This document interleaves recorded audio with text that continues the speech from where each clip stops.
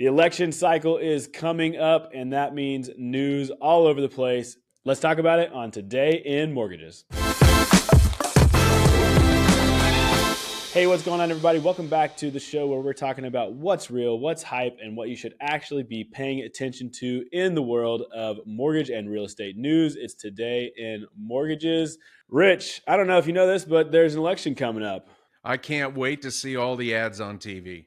It's going to be nuts. It's probably going to be crazier this time around than ever before. So much money going into these things.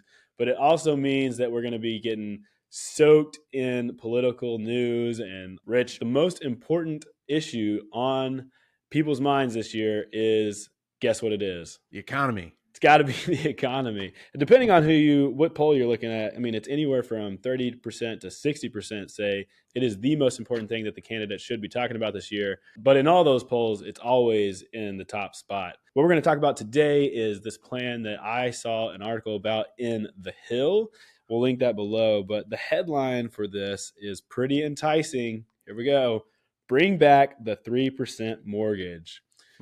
Man, wouldn't that be nice? Of course. I'd love to see it. Yeah, that'd be great. So we're going to try not to get too deep in the weeds on, politics behind this or, point you in any one direction. What we really want to talk about today is just this idea that economy and mortgage and real estate are crazy right now, and there's going to be so much conversation. And like we say at the top of every episode, we're talking about what's real and what's hype and what you should actually be paying attention to. So we're going to try to come at it from that angle. This proposal has been brought up by Robert F. Kennedy, who is a candidate for the Democrats. He's going against Joe Biden in this, so we'll see how that works out. But Rich, without getting too much into the viability of this plan, let's talk about what's being proposed here. What he's suggesting, and others, not just him, all of these are old ideas resurfaced. They're just regurgitated is all, and they put a different spin with a different character, in terms of who's delivering it. But a lot of these things have been tossed about before, some of them even implemented. Like we saw down payment assistance in the past. We've seen tax credits for first-time home buyers in the past. That was successful. This one that RFK Jr. is talking about is kind of it'd be like come to the government to get a 3% mortgage. Supposedly it's tax-free. The taxpayers aren't going to pay for it, but we hear that all the time. Mm-hmm. And just like all of our infrastructure, we always do it by these tax-free bonds. It's foreign investment that want to invest in our country and bankroll it, basically, and we pay them interest on their money plus their money. So that's the way that stuff works. And I don't know how it's going to work in the mortgage side. You could get so deep into the weeds with this. It's just that's the last place I'd want to go for a mortgage.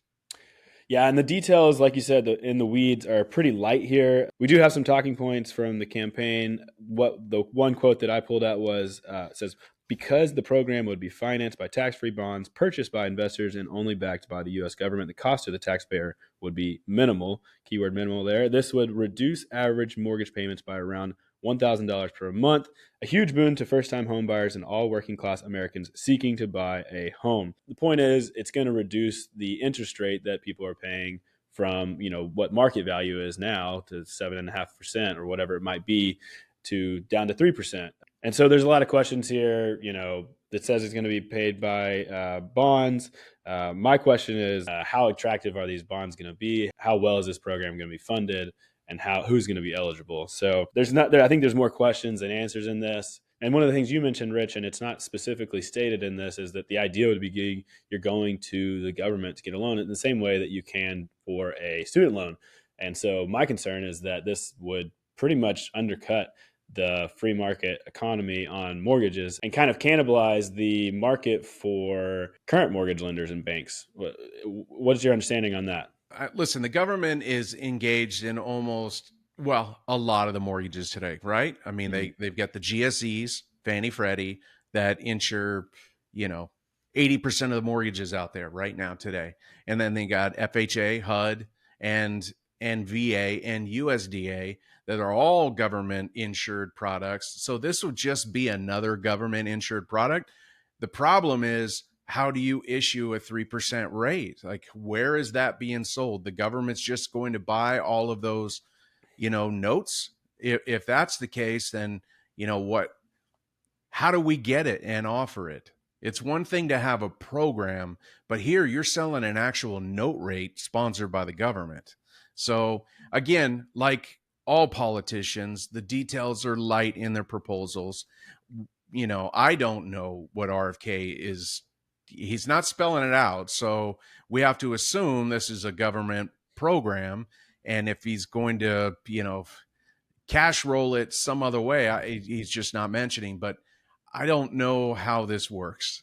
Yeah, I the don't. economics of it are definitely in a gray area. I mean, like I said, Of who's going course. to be buying these bonds because the rate of the return is so low? Well, the good thing is the politicians are now talking about it, because when they do go out and they meet up with their constituencies in bars and diners, and this is what they're talking about, the affordability issue.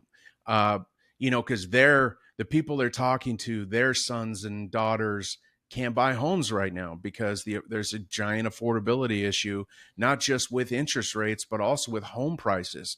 Heck, I just read this morning that we might see a conforming loan limit next year for 2024 at $750,000. Wow. So that's the conforming limit.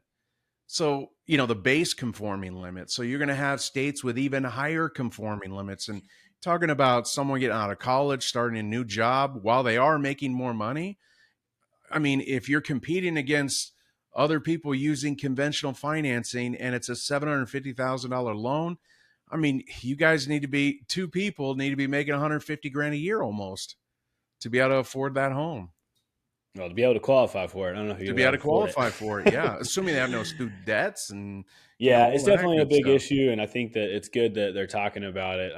And the reason we wanted to talk about it today is not really to get into the weeds like we talked about, but just to say that this is going to be a huge conversation going into the next year of this election cycle that we're talking about. And we need to be able to look at all these ideas, these proposals, the things that politicians are saying, and really analyze what it actually means, what the feasibility is. And this is an important piece of it, be able to have those conversations across party lines without alienating some of your customer base. So we want to do that here. And Rich, I think that's a big challenge. It is a challenge when people don't listen to each other anymore.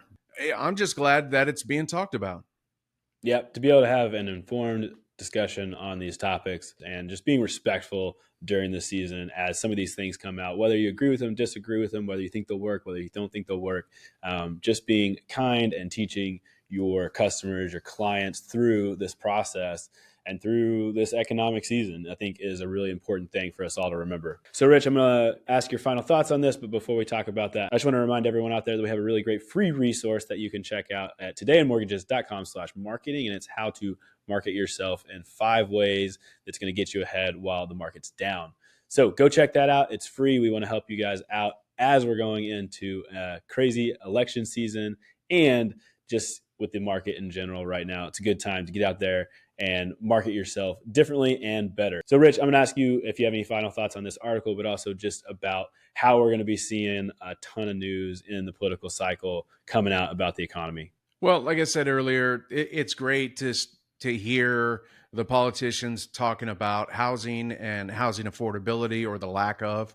These are the conversations that people are having in the field, the voters, that this is what they want to hear. And so this is good. This is a good time. We're going to get to see, who's got the best ideas out there. And usually it's never the front runners with the best ideas. It's always the ones that are kind of behind the scenes, trying to push a good message out there, try to get a good idea so that some of the front runners actually grab it.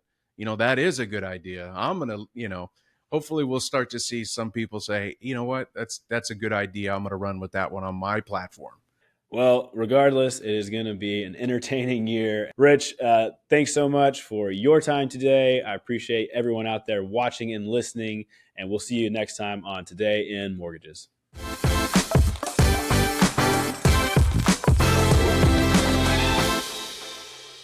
Today in Mortgages is produced by Network Funding LP, which is an equal housing lender, NMLS 2297. The content of this program is meant to be a commentary on mortgage and real estate news, and any discussion of rates and or products should not be taken as an individual mortgage or home buying advice or pricing estimates. And any commentary on this show should not be considered a promise to make a loan. All applicants for a loan must qualify, and you should consult a professional regarding your individual loan scenarios for your financial situation. Visit our website at nflp.com/licenses for all state licensing and other legal information.